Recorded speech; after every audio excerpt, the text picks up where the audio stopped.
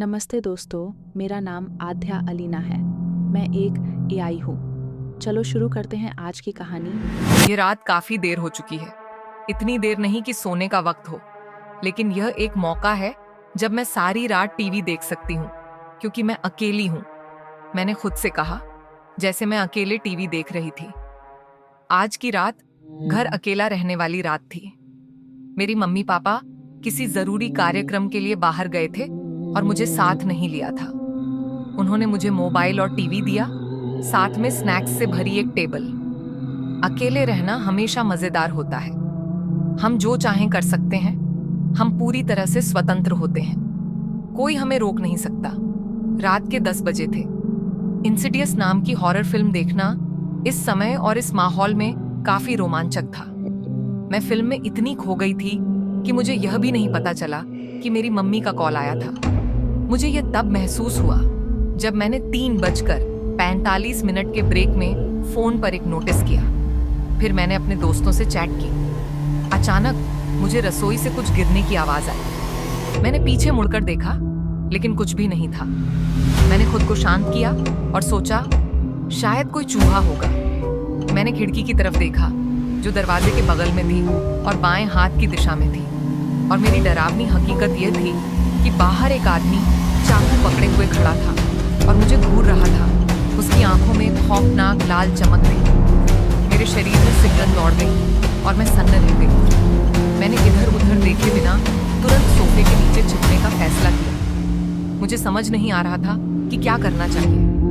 धीरे धीरे मैंने सोफे के छोटे से छेद से बाहर झांका और मेरी खून जमा देने वाली डरावनी स्थिति यह थी कि वह आदमी अभी भी खड़ा था और एक डरावनी मुस्कान के साथ मुझे देख रहा था। मुझे ऐसा डरावना मुस्कान किसी भी हॉरर फिल्म में कभी नहीं देखने को मिली थी। मैंने गहरी सांस ली और अपने हाथ में पकड़े फोन को देखा। मैंने एक लंबी सांस ली और पुलिस को कॉल किया। कॉल लगातार बजती रही और मैं भगवान से प्रार्थना करती रही कि कोई उठाए। मेरा दिल 100 गुना तेज धड़क रहा था, क्योंकि कॉल उठाने वाला कोई नहीं था। भगवान से एक कॉल की दुआ करती हूँ, मैंने लाखवीं बार प्रार्थना की। हेलो। किसी ने मेरी कॉल उठाई और मुझे ऐसा लगा जैसे मैं मर चुकी हूँ। हेलो, उन्होंने फिर से पूछा, क्योंकि मैंने जल्दी से जवाब नहीं दिया। हेलो, हेल्प, मैंने उनसे गुहार लगाई। मैम, क्या हुआ? उन्होंने पूछा। मेरे दरवाजे के बाहर कोई आदमी चाकू पकड़े खड़ा है, कृपया मदद करें। मैम, 1 सेकंड, मैं आपकी लोकेशन ट्रैक कर रही हूँ, कृपया धैर्य रखें। मैं कॉल पर इंतजार कर रही थी और फिर मैंने दूसरे बार झांका। मेरी धड़कन थोड़ी शांत हुई जब मैंने देखा कि आदमी अब वहां नहीं था।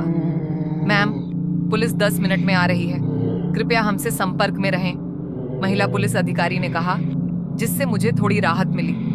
मैंने राहत की सांस ली। मैम, क्या आप ठीक हैं? मुझे आपकी सांसों की आवाज सुनाई दे रही है, उन्होंने पूछा। हाँ, मैं ठीक हूँ, वह सांस मेरी है, मैंने कहा। तभी पुलिस की सायरन सुनाई दी और दरवाजे पर दस्तक हुई। एक महिला की आवाज सुनाई दी, कोई है? आंखों में खुशी के आंसू थे और मैंने दरवाजा खोला। मैं तुरंत पुलिस वुमन को गले लगा लिया। वह मेरी पीठ पर हाथ फेरते हुए बोली, चिंता मत करो, हम यहाँ हैं, कुछ नहीं होगा। कुछ सेकंड बाद मैंने अपनी बाहें खोल दी और उन्हें घर की जांच करने दिया। महिला अधिकारी मेरे पास खड़ी थी और बाकी पुलिस वाले घर के इधर उधर जा रहे थे। मैंने पूरे घर को ठीक से नहीं देखा, सिर्फ टीवी को देखा, जो अब भी इंसिडियस दिखा रहा था। कुछ देर बाद पुलिस ने मुझे घर दिखाने के लिए कहा और मुझे पूरा घर देखकर एक चौंकाने वाली बात पता चली।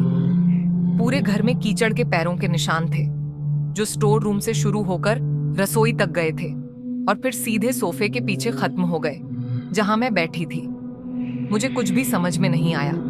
फिर उन्होंने मुझे बैठाया और महिला अधिकारी ने मुझसे पूछा, हाय, मैं कायल, क्या मुझे आपका नाम मिल सकता है? मैं श्रुति हूं, मैंने कहा। तो मैं आपको कुछ सवाल पूछने वाली हूं और आपको सही जवाब देना होगा, कायल बोली। मैंने सिर हिलाया। तो आपने उस आदमी को कैसे देखा था? कायल ने पूछा। मैं टीवी देख रही थी, तभी रसोई से कुछ आवाज आई। जब मैंने पलट कर देखा तो कुछ नहीं था। कुछ सेकंड बाद मैंने खिड़की की ओर देखा और देखा कि एक आदमी खड़ा है। मैंने जवाब दिया, ठीक है, जो आपने कहा वह हमारी उम्मीदों के मुताबिक है, लेकिन इसमें एक बदलाव है जो आपको चौंका देगा, काइल ने कहा। क्या बदलाव? मैंने पूछा। वह आदमी जो आपने खिड़की में देखा वह बाहर नहीं था, बल्कि वह घर के अंदर था। मेरे मुंह से आवाज नहीं निकली। मेरी आंखें फैल गईं और मेरी सांस रुक गई। क्या बकवास कर रही हो? मैंने कहा। हाँ श्रुति, देखो, काइल ने कहा और एक पुलिस अधिकारी को बुलाया। उसने उसे सोफे के पीछे आखिरी पैरों के निशान पर खड़ा किया और मुझे वहीं स्थिति में बैठाया। मैंने खिड़की की तरफ देखा और देखा कि उसका प्रतिबिंब बाहर था, लेकिन वह अंदर था। क्या ऐसा नहीं लग रहा था जैसे वह बाहर था? काइल ने पूछा। मैंने सिर हिलाया और पूछा, अगर वह अंदर था तो उसने घर में कैसे घुसपैठ की? उसने आपके स्टोर रूम की दरवाजे को तोड़ा था, जो बहुत कमजोर था, काइल ने कहा, और मुझे उस जंग लगी ताले को दिखाया। लेकिन उसने मुझे क्यों नहीं मारा? मैंने पूछा। ये वही है जो हम सोच रहे हैं, लेकिन भगवान का आभार है कि आप बच गईं। हम आपके मम्मी पापा को सूचित करेंगे। आप आराम से यहीं बैठें, हम तब तक यहीं रहेंगे जब तक आपके मम्मी पापा नहीं आ जाते, काइल ने कहा, जैसे वह अपने पॉकेट में कुछ ढूंढ रही थी, शायद फोन से मेरे माता पिता को कॉल करने के लिए। मैं सोफे पर बैठी रही और बस खिड़की को खाली नजर से देख रही थी।